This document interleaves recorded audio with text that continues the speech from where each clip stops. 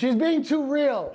She just choked the shit out of me. So that's what you do to people? Yeah, that's what they do to me too.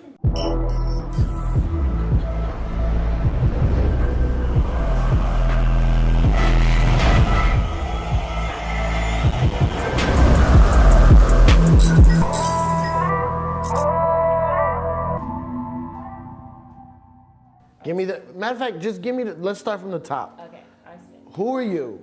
If people don't know you, who are you? So my name is Valerie Loretta. Right. I know that part.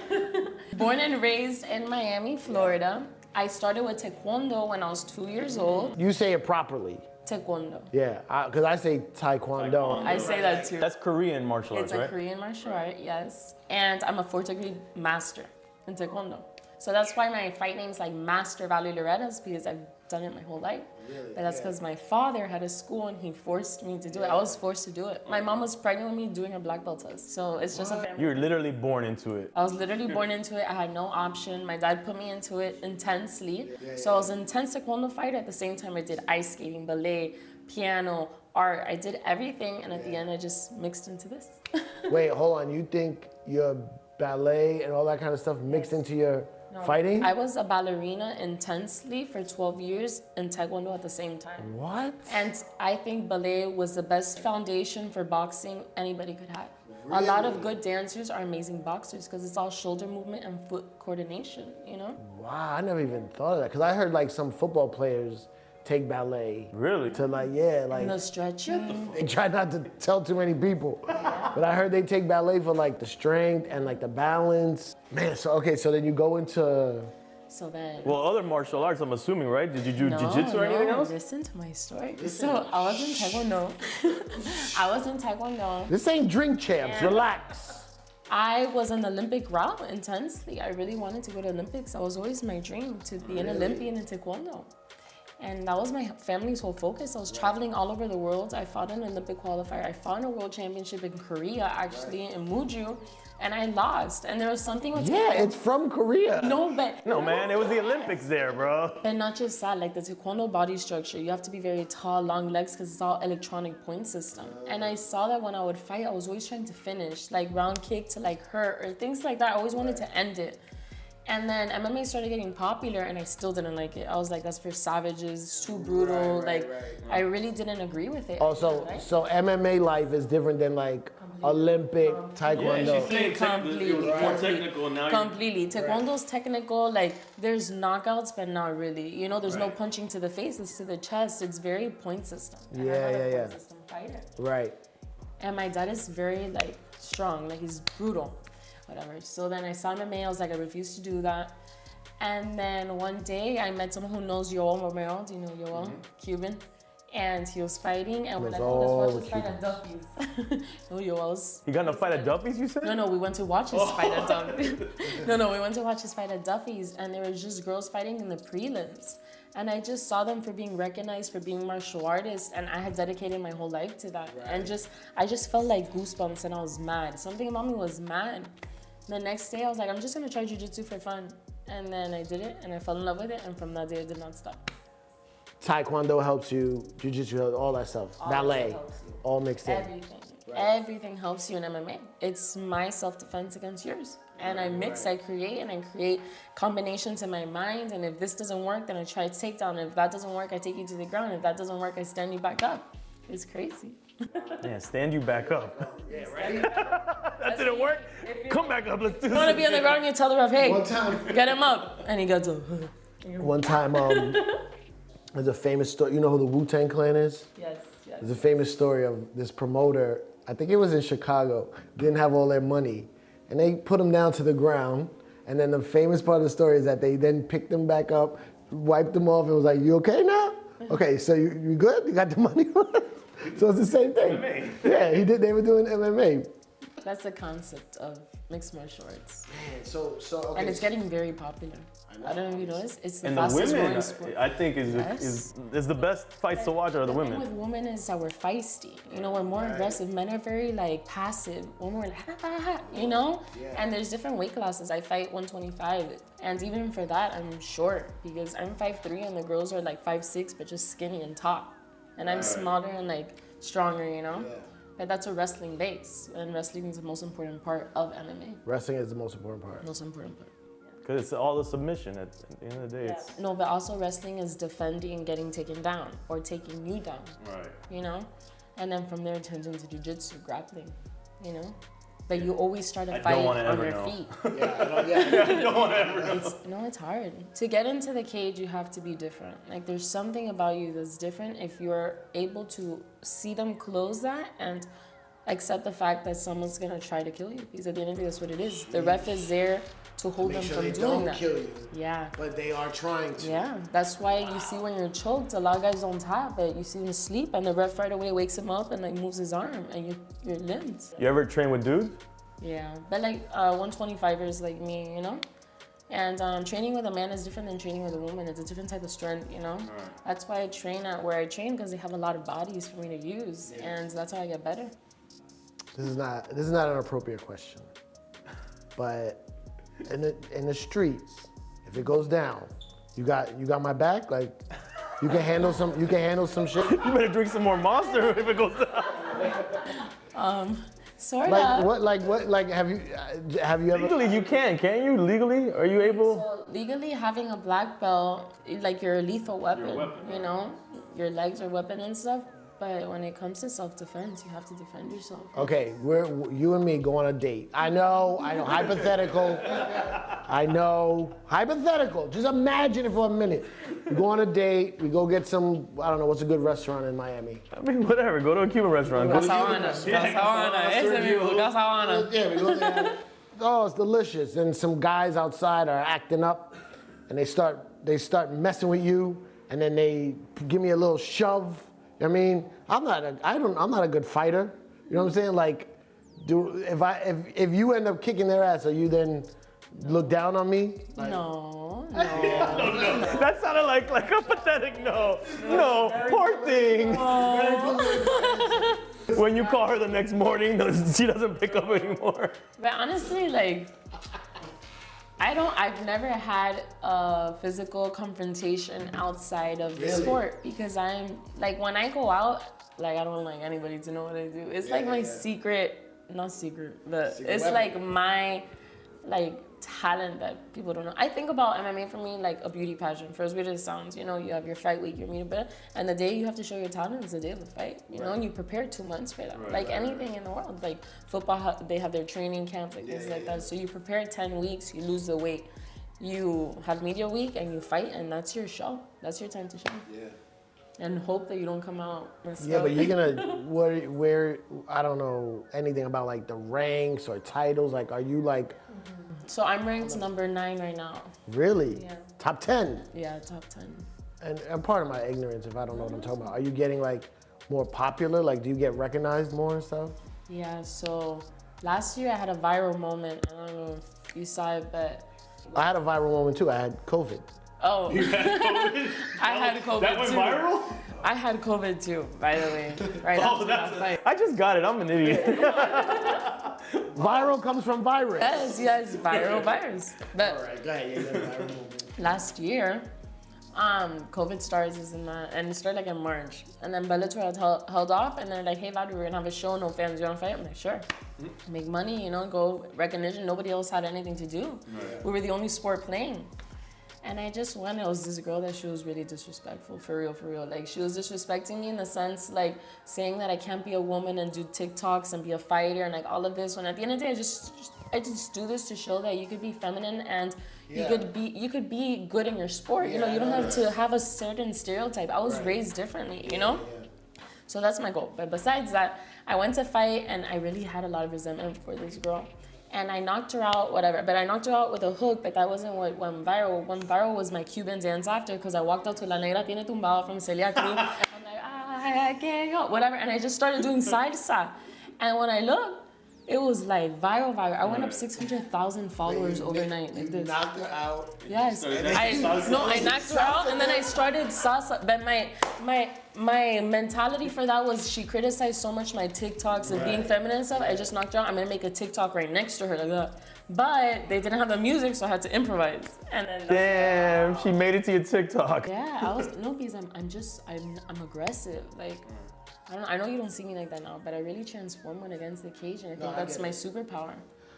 That's how, I mean, I don't want to compare myself to you at all, but I'm like a cool, laid back, chill guy, but then when I DJ, it's like a switch.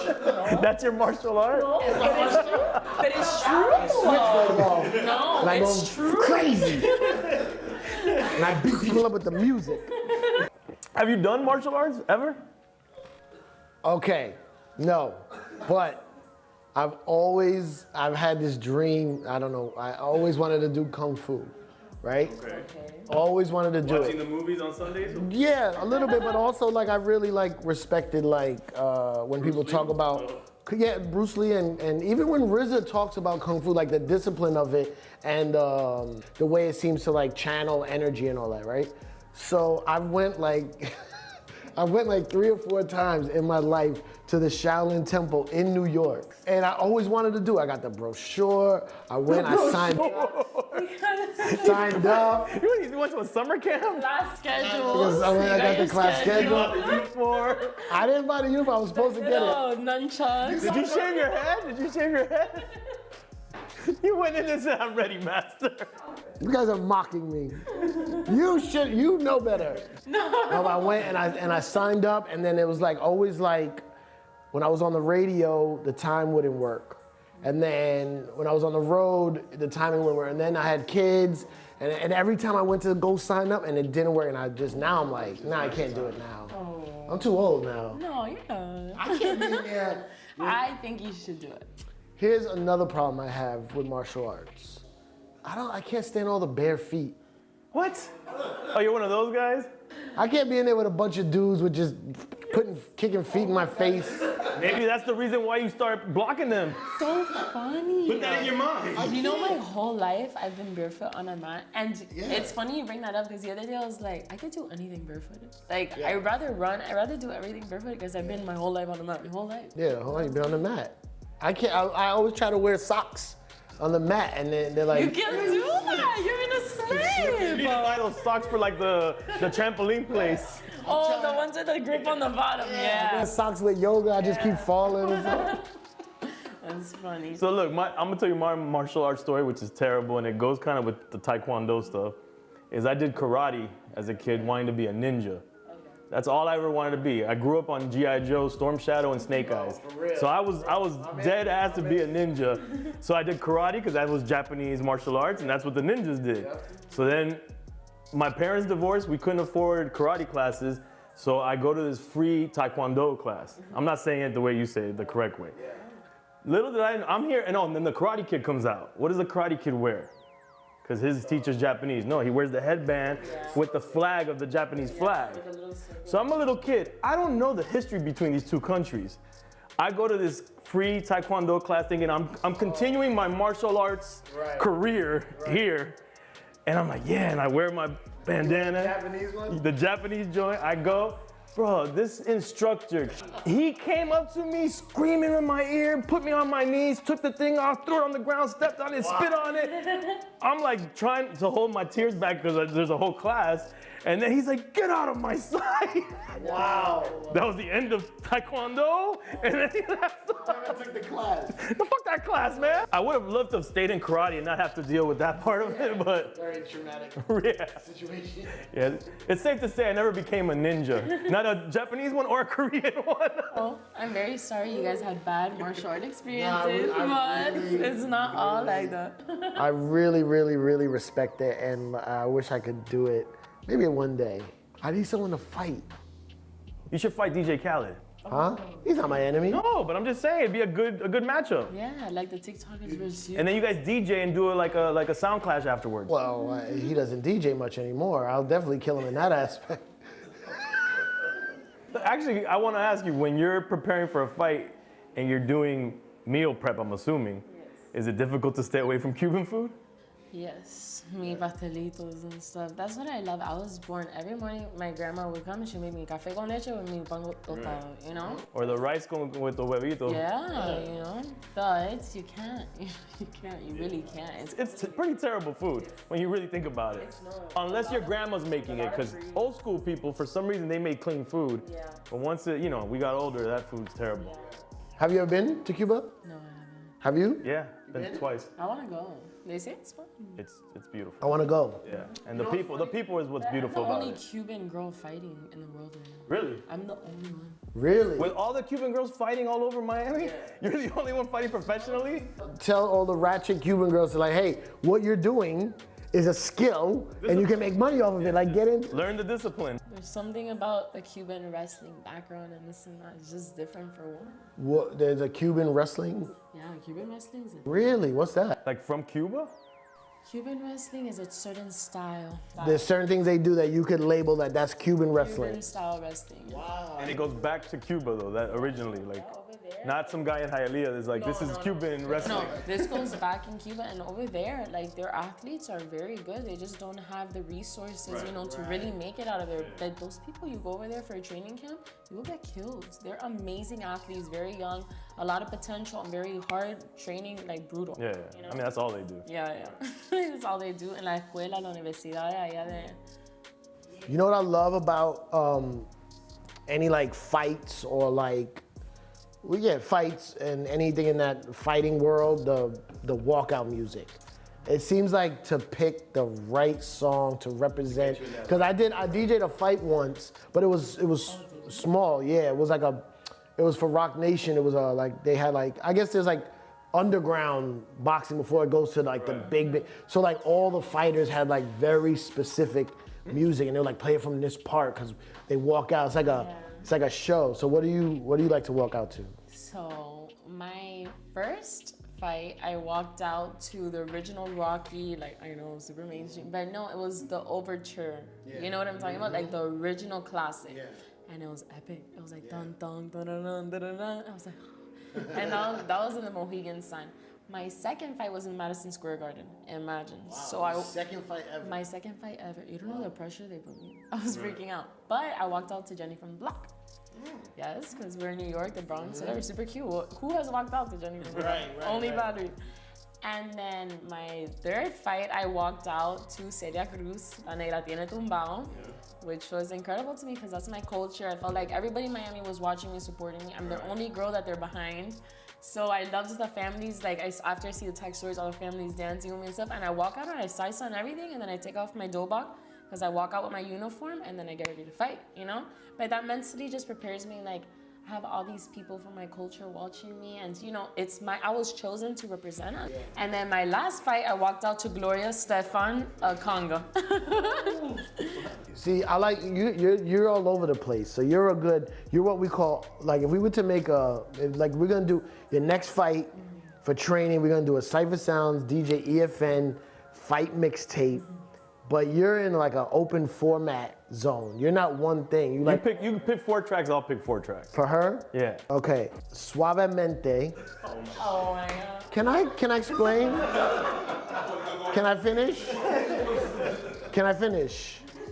I have Suavemente, a remix that gets real hype and it turns into a trap beat. So it's like Suavemente, so she can practice. It's for speed. It's for this. Okay. Then I would do Elephant Man. Have you been hearing the songs that she likes? I'm getting to it. Watch me get to it. I tell you, I don't do typical. I'm doing Elephant Man, the Super Dupes remix, because it has the Gloria Stefan beat in the background. Da-na-na, everybody, shake your body. Run it to the beat. And then Elephant Man's like, row the boat, mad guitar, do all the dances, you know what I mean? So you got all the reggae dances mixed in. Maybe that one. I like that. Oh, maybe in a K-pop song. We throw in a K. Oh, what, to go with the taekwondo? Taekwondo. Yeah, it'll go. Oh, you like their fighting, but you don't like their music. Wow. I never said I was Korean. I know, but the K-pop is worldwide now. Oh, shit. What would you choose? Yeah, my selection for your mixtapes, which are gonna be boring, are Cypress Hill, If I Could Just Kill a Man. Have you ever heard of that record? Oh, she should. And they happen to be Cuban.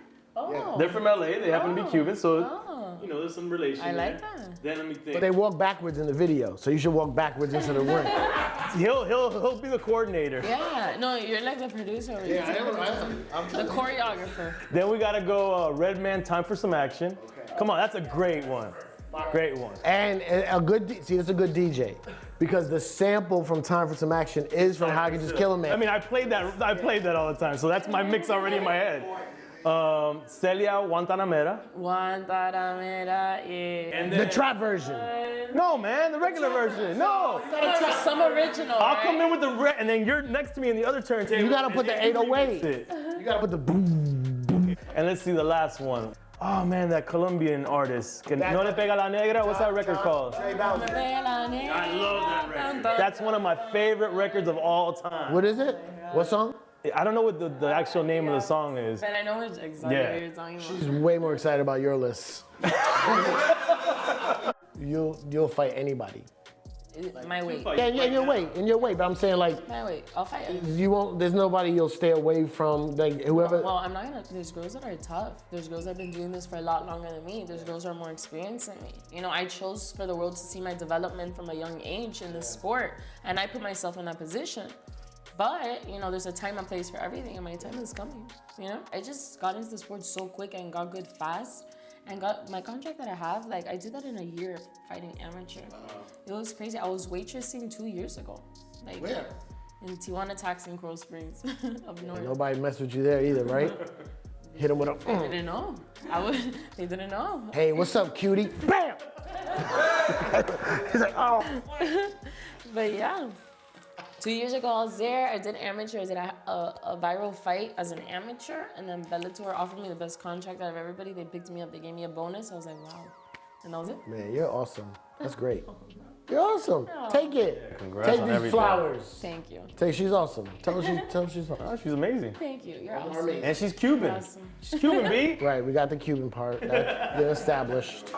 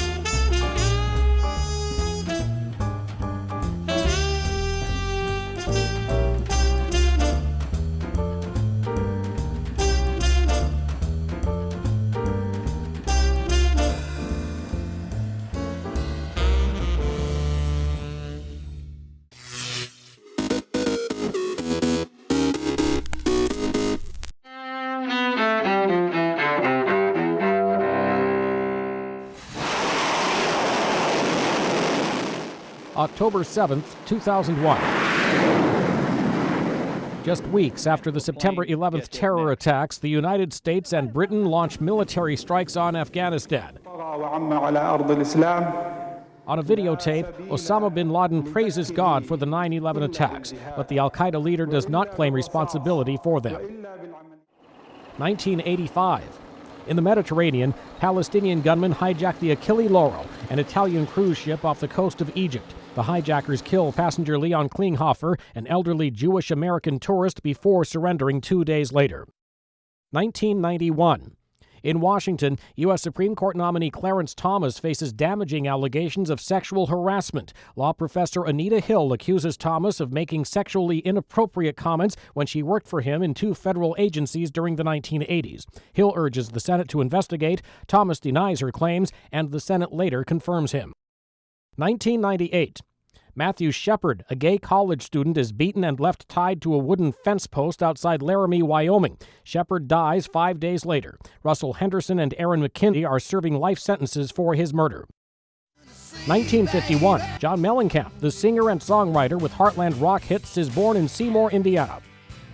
And 1982.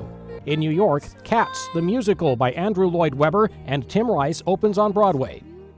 Today in history, October 7th. Mike Gracia, The Associated Press.